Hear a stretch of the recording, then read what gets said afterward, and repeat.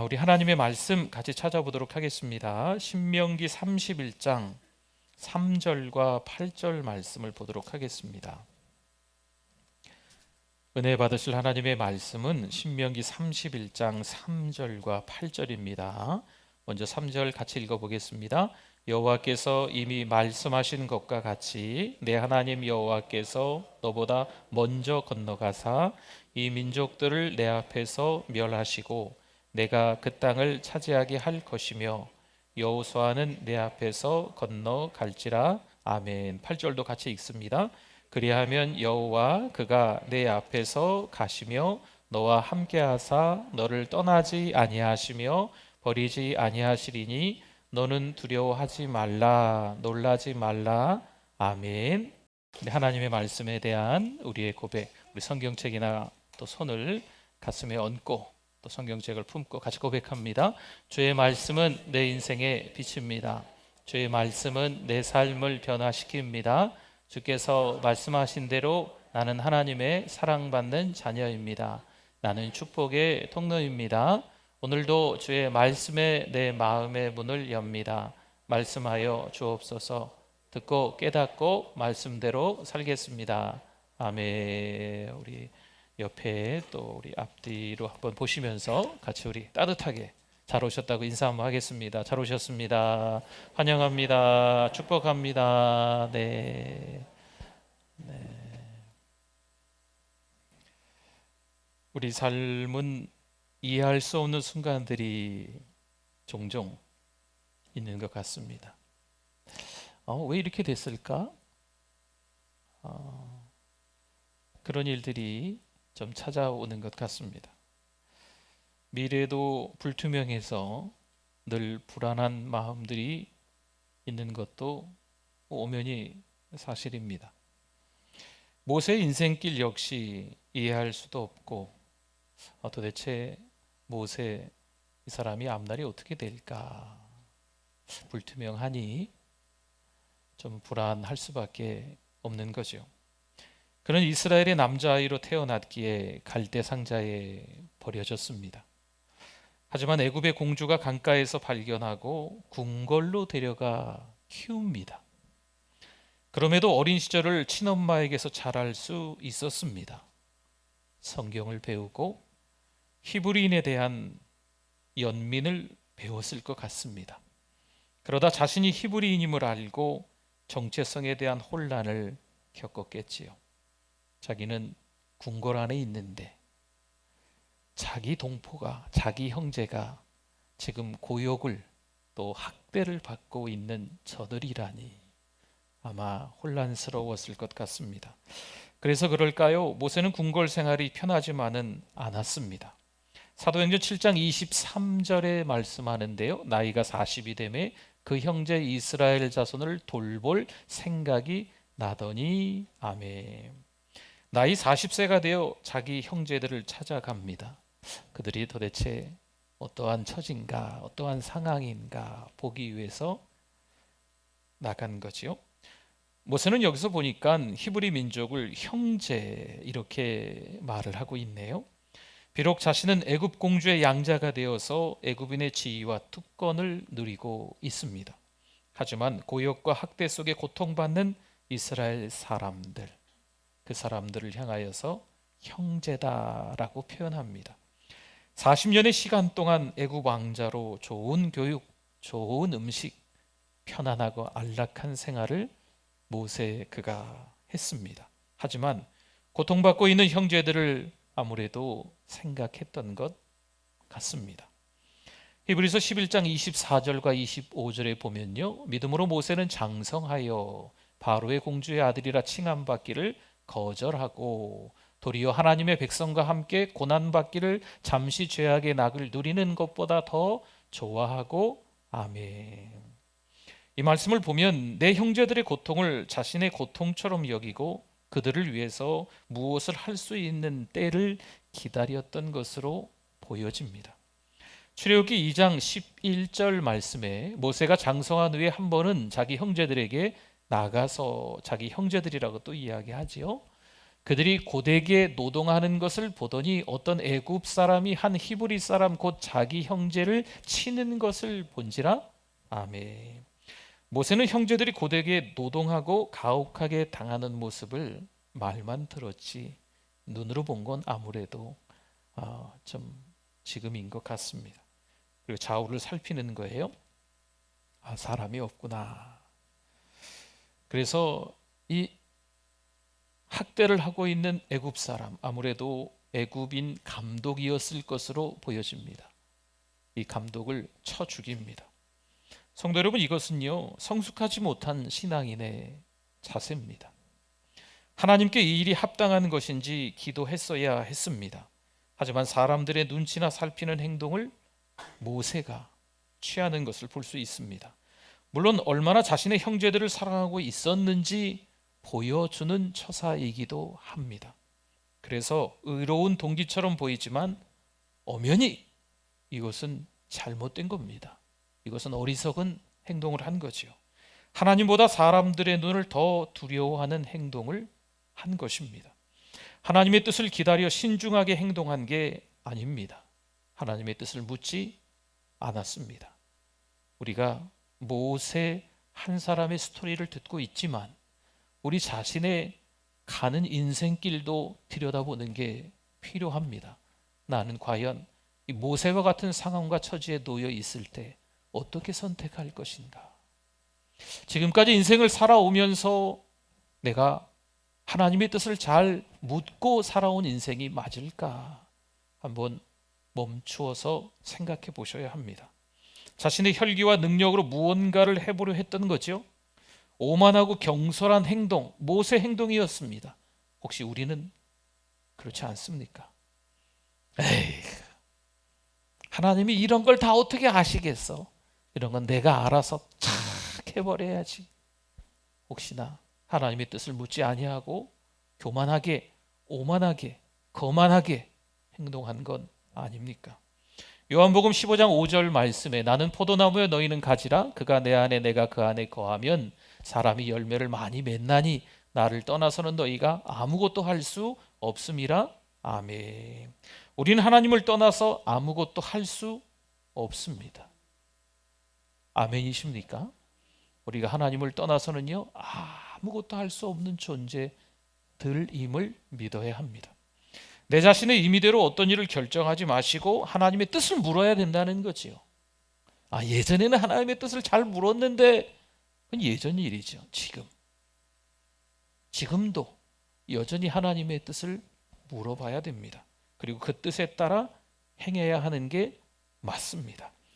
모세가 애굽인을 죽인 사실은요 어떻게 될까요? 금방 탄로가 나죠. 모세는 나름대로 자신의 범죄를 완전하게 감추었습니다. 뭐 착각이죠. 완전한 범죄처럼 그냥 모래 속에 덮어놓은 게 끝이면서 완전한 범죄가 되겠습니까? 본 사람들도 있는데 하루도 지나지 않아 많은 사람들에게 알려지게 됩니다. 여러분, 사람들이 이래요. 자기만 알아. 우리만 아는 비밀이야. 다른 사람한테 가서 똑같이 그렇게 해요. 발 없는 말이 천리 간다고 금방 소문이 납니다. 여러분, 죄 지은 건 어떨까요? 죄 지은 것도 똑같습니다. 정말 나를 걱정해 주는 사람이니까 비밀을 지켜주겠지. 여러분, 그 사람은 혹시 지켜줄 수 있어도 또 다른 사람이 알게 돼요. 또 다른 사람이 또 알게 돼요. 또 다른 사람이 또 알게 돼요. 하물며 전능하신 하나님께 있어서는요 두말할 필요가 없습니다. 사람들도 금방 알게 되는데 전능하신 하나님은, 전지하신 하나님은 모르실까요? 이제 모세는 미디안 광야에 가서 40년간 목자 생활을 하게 됩니다. 철저하게 낮아 지내는 훈련이 시작된 겁니다. 당시 애굽은 주변 모든 지역에서 가장 탁월하고 우수한 문화였습니다. 그때 당시 이 애굽은요 강대국이었습니다. 누가 감히 엿볼 수 없는 강대국이었어요. 애굽 궁궐 학교에서 미디안 학교로 전학을 간 거죠. 미디안 광야 학교로 말입니다. 그저 양과 염소를 치는 생활을 하는 거예요. 얼마 전까지만 해도 궁궐에서 가장 좋은 음식과 가장 좋은 문화를 배워가면서 살았는데, 여러분, 이 애굽에는요 모든 나라 사람들이 들어와요. 그러니 애굽의 궁궐은 어떻게 했습니까? 가장 좋은 것들이 들어오지 않겠어요? 가장 선진 문화들이 들어오는 거예요. 그러면 모세는 왕자였기 때문에 마음껏 먹고 마음껏 배우고 아주 편안한 생활을 그곳에서 조금 전까지만 해도 했던 거죠. 근데 이제는 무려 40년 동안 지속적으로 이 광야에서 양이나 치는 거죠. 그런데 어느 날 하나님이 모세를 찾아오십니다. 출애굽기 3장 2절 말씀에 여호와의 사자가 떨기나무 가운데로부터 나오는 불꽃 안에서 그에게 나타나시니라. 그가 보니 떨기나무에 불이 붙었으나 그 떨기나무가 사라지지 아니하는지라. 아멘. 떨기나무에 불이 붙었어요. 그런데 사라지지 않는 거지요. 여러분, 떨기나무는요 이 가시덤불 같은 거예요. 어디가 원줄기고 가진가 구별이 안 될 정도로 그냥 이 가시덤불이 뭉쳐 있는 거하고 똑같은 건데, 이 불이 한번 붙으면 훅 타고 그냥 재가 되는 게 이 떨기나무인데 그 불이 사라지지 않는 거죠. 하나님이 찾아오신 겁니다. 그리고 하나님이 명령하시는 거예요. 애굽에서 노예 생활을 하는 이스라엘 백성들을 네가 이끌고 나와라. 지금 모세의 나이는 몇 살쯤 됐을까요? 한 50 됐을까요? 여러분 잘 따라하고 계시죠? 네. 궁궐에서 몇 년? 40년. 광야에서 몇 년? 40년. 그러면 더하기입니다. 더하기. 지금 모세의 나이가 어느 정도 되셨을까요? 80이 되셨어요. 하지만 하나님이 그 80연세에도 사용하시려 부르시는 거죠. 신명기 34장 7절 말씀에 모세가 죽을 때 나이 120세였으나 보세요. 그의 눈이 흐리지 아니하였고 기력이 쇠하지 아니하였더라. 아멘. 여기서 눈이 흐리지 아니하였다라는 게 시력이 좋았다, 멀리를 잘 봤다, 이런 의미로 알 수 있는데 그렇지 않습니다. 하나님이 불타는 떨기나무처럼 그의 삶에 임재하셨다 라는 의미를 담고 있는 게 눈이 흐리지 아니하였다라는 의미예요. 하나님의 임재가 그의 삶을 떠나지 아니하였다 라는 거죠. 120세가 넘도록 기력이 쇠하지 않았고 하나님의 임재가 떠나지 아니했던 모세였다라는 거죠. 여러분, 사람들은 대개의 경우 잘 나가던 때가 있습니다. 주님 없이 못 살아요.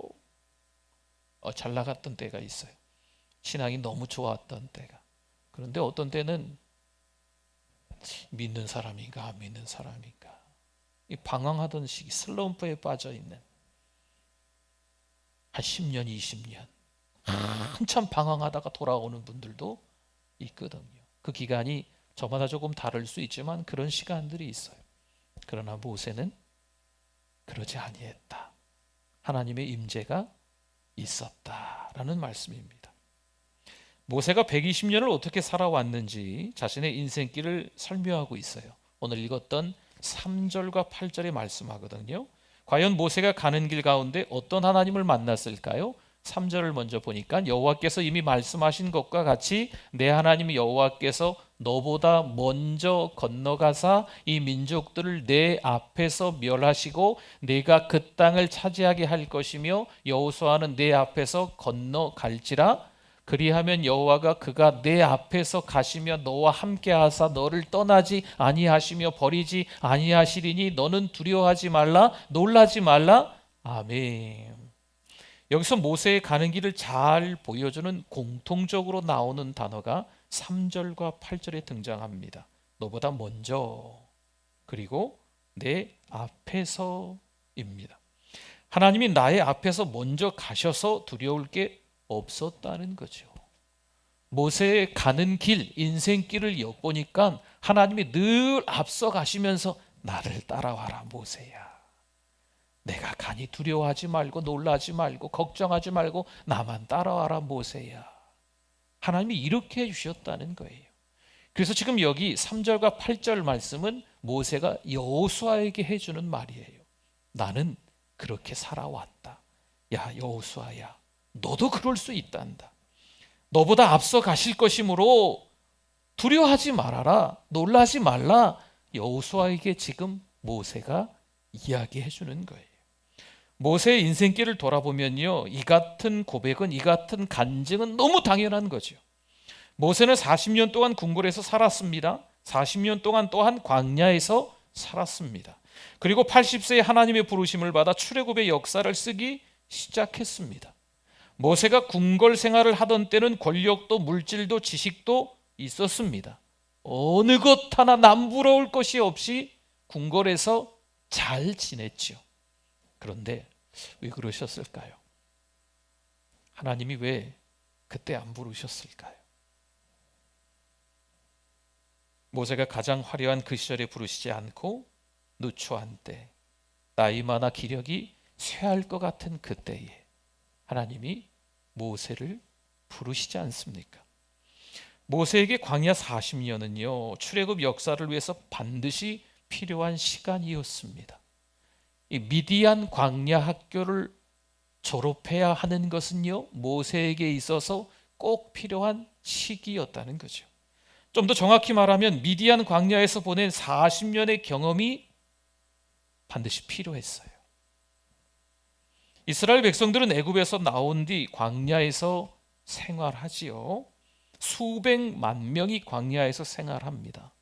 저도 성지순례를 가서 그 광야에서 잠깐 차를 세우고, 큰 관광버스죠, 한여름에 갔어요. 한여름에 신학생들이 한여름에 가면 좀 비용이 싸다고 해서 한여름에 굳이 한여름을 선택해서 갔는데, 또 굳이 10분간 광야 체험을 해야 된다고 해서 그 버스에서 우리 신학생들이 내렸습니다. 한 3, 40명이 내렸어요. 어떻게 됐을까요? 죽는 줄 알았어요. 왜 그 에어컨이 빵빵한 버스 문을 빨리 열어주지 않는지. 겨우 10분간 있는데 여러분 너무 힘들었어요. 정말 죽을 것 같았어요. 불평하고 원망하며 아우성 치는 것은 그 광야 40년에서 어찌 보면 불보듯 뻔하지 않을까, 그런 생각이 들 정도였습니다. 근데 그들을 이끌고 모세가 긴 여정, 그 40년을 가야 하는 거죠. 쉬웠을까요? 쉽지 않았죠. 한 걸음 또 한 걸음, 한 시간 또 한 시간, 가는 곳마다 이스라엘 백성들이 불평하고 원망하고 아예 모세를 돌로 치려고까지 하는 이런 어처구니 없는 일들이 40년 내내 줄곧 있잖아요. 만약 모세가 40년간의 광야 생활 경험이 없었다면 어땠을까요? 진작 포기하지 않았을까요? 하지만 모세는 척박한 광야에서 어떻게 보내는지 알았습니다. 미디안 광야 학교, 더 낮아지는 훈련 이미 배웠거든요. 얼마나 인내하고 또 인내해야 하는지도 직접 살아보면서 모세가 체험했습니다. 그럼 궁궐에서의 40년은 필요 없었던 기간이었을까요? 그는 애굽의 궁궐에서 가장 선진화된 문물을 익히면서 지혜를 배웠습니다. 가장 앞선 문화, 가장 좋은 음식, 가장 좋은 지혜들, 리더십, 이런 것들을 왕자이기에 또 배웠습니다. 그 역사책을 이렇게 좀 넘기다 보면 모세가 왕이 될 수도 있었어요. 네, 정적이 있었는데 이 정적으로 인해서 모세가 이제 미디안 광야로 쫓겨나다시피 했던 거죠. 애굽인 감독 한 명 죽였다고 뭐 그렇게까지 할 필요는 없잖아요. 근데 이제 상대편이 알게 되니까 모세는 꼼짝없이 도망자 신세로 광야로 내몰리게 되는 스토리가 된 거죠. 출애굽 역사를 위해서 궁궐 40년도 반드시 필요했습니다. 미디안 광야에서 생활할 때는요, 지난 궁궐 생활이 쓸데없었고 궁궐 생활을 하면서도 광야 생활을 꿈에도 생각해 보지 못했겠지요. 당연히 서로 관련 없는 세월인 줄 알았을 겁니다. 그러나 모세가 바로를 대면하고 출애굽을 해서 광야를 한 주, 한 해, 두 해를 지나면서 그래, 궁궐에서의 40년이, 이 미디안 광야에서 낮아지고 낮아지는 이 40년이 반드시 필요하구나 이해했겠죠. 어느 초등학생이 학교 수업을 마치고 집에 옵니다. 집에 오자마자 가방을 내던지고 엄마에게 불평합니다. 엄마, 나 내일부터 학교 안 갈래. 왜 그러는데? 학교는 가야지. 글쎄 엄마, 우리 선생님 너무 무식해. 너무 아는 게 없어. 자기가 아무것도 모르니까 자꾸 나한테 질문만 해. 혹시 우리가 이 아이처럼 하나님을 오해하고 있는 건 아닐까요? 하나님은 왜 이렇게 모르시는 게 많은 건지 자꾸 일일이 기도하라고, 말해보라고 이야기하시는 거죠. 하나님은 능력이 없으신가 보다. 우리가 기도하는 것은요, 하나님이 우리의 사정과 형편을 몰라서 하는 게 아닙니다. 하나님은 이미 우리의 과거와 현재, 미래까지도 너무 세세하게 다 아시는 분이신 줄 믿습니다. 하나님은 우리가 아직 죄인 되었을 때에, 하나님은 우리가 연약한 때에, 하나님은 우리가 하나님과 등 돌리고 원수 되었던 그때에, 우리가 하나님을 사랑하지도 않고 하나님을 멀리 떠나 있을 그때에 하나님은 먼저 우리를 선택하시고 먼저 우리를 사랑하신 줄 믿습니다. 그게 값없는 은혜잖아요. 십자가에 못 박혀 죽으시면서까지도 우리를 사랑하신 그 은혜. 그럼 하나님은 다 아시는데 굳이 우리가 감나라 콩나라 기도해야 될까요? 다 아시는데 아시지요 하나님? 그러면 끝이지. 뭐 이것도 해주시고 저것도 해주시고 이렇게도 해주시고 저렇게도 해주시고, 이렇게 하나님은 어떻게 할까요? 저렇게 할까요? 자꾸 하나님께 여쭤봐야 할까요? 기도는 하나님이 나를 모르시기 때문이 아니라 우리가 하나님을 모르기 때문에 하는 게 기도입니다. 하나님은 아시지만 나에게 있어야 할 것이 무엇인지 우리 자신이 모르기 때문에 우리가 입을 벌려 기도하는 겁니다. 여러분, 기도하는 걸 놓치지 마세요. 기도는 영적 호흡이다라고 이야기해요. 숨을 참으실 수 있어요? 호흡을 참으실 수 있어요? 여러분, 호흡을 참는다고 하는 건 이미 죽었다는 겁니다. 그렇죠? 호흡을 참을 수 없어요. 기도를 포기한다는 건 하나님을 포기하는 거예요. 기도를 안 한다는 것은 죽는다는 거죠. 기도는 하나님께 우리의 필요를 아뢰는 게 아닙니다. 우리에게 있어야 할 것을 하나님께 배워서 그것을 하나님께 구하여 얻는 것, 이게 기도입니다. 하나님께 배워서 뭘 구해야 되는지 깨달아서 하나님께 구하고 하나님께서 주셔서 우리가 받는 것, 이게 기도입니다. 그럼 하나님이 알아서 우리가 필요한 것을 주시면 되지 않을까요? 잘 생각해 보세요. 사람은요, 구하지 않고 얻으면 자기가 뭔가 이렇게 열심히 해서 된 줄로 착각해요. 오만하게 됩니다. 자기가 잘해서 받은 걸로 알고 감사하지 않습니다. 하나님의 은혜인 것을 깨닫지 못합니다. 모세의 가는 길에서 본 것처럼 불확실한 미래로 우리는 늘 불안해할 수밖에 없습니다. 모세의 가는 인생길만 그런 게 아니고 목사인 저의 인생길도, 오늘 이 시간에 예배자인 여러분의 인생길도 때로는 이해되지 않는, 해석되지 않는, 때로는 불투명한 미래가 우리를 불안하게 하고 걱정하게 만들기도 하는 거예요. 하나님은 때로 우리가 바라는 간구와 또 다른 응답을 주시기도 하는 거죠. 난 이렇게 됐으면 좋겠는데, 이게 안 되는 거예요. 오히려 반대로 자꾸 되는 거죠. 나는 건강해졌으면 좋겠는데 더 몸이 아픈 거죠. 부자가 됐으면 좋겠는데 더 먹고 살기 힘든 거죠. 자식들이 잘 됐으면 좋겠는데 자식들의 삶이 자꾸 꼬이는 인생길이 되는 거죠. 하지만 앞서 행하시는 하나님의 은혜를 아셔야 돼요. 앞서 가시며 앞서 행하셔서 모세의 120년의 삶을 이끌어 주셨던 것처럼 여호수아의 삶을 이끌어 주실 것이고, 또한 우리의 삶도 앞서 가시면서 때로는 우리가 도무지 이해가 안 돼 라고 할지라도 하나님은 앞서 가시면서 그것을 축복으로 바꾸어 주실 줄 믿습니다. 사랑하는 성도 여러분, 해석되지 않아요? 미래가 없어 보입니다. 불투명하지요. 불확실성의 시대에 우리가 지금 살아가고 있습니다. 어떻게 살아가야 될까요? 하나님을 바라보실 수 있기를 바랍니다. 하나님과 손잡으실 수 있기를 바랍니다. 일부러 시간을 내서 예배자가 되셔야 돼요. 어떤 환경과 어떤 상황이 어떤 처지에 놓여 있다 하여도 하나님 앞에 기도하는 영적인 좋은 습관, 하나님의 말씀을 펼쳐서 읽는 좋은 습관, 여러분 생각해 보세요. 이거는요 신앙인들의 기본이거든요. 신앙의 ABC예요. 신앙의 1, 2, 3이에요. 아주 기본적인 거예요. 근데 이것을 안 하면 우리가 좌절하고 절망하고 두려워하고 걱정하는 거예요.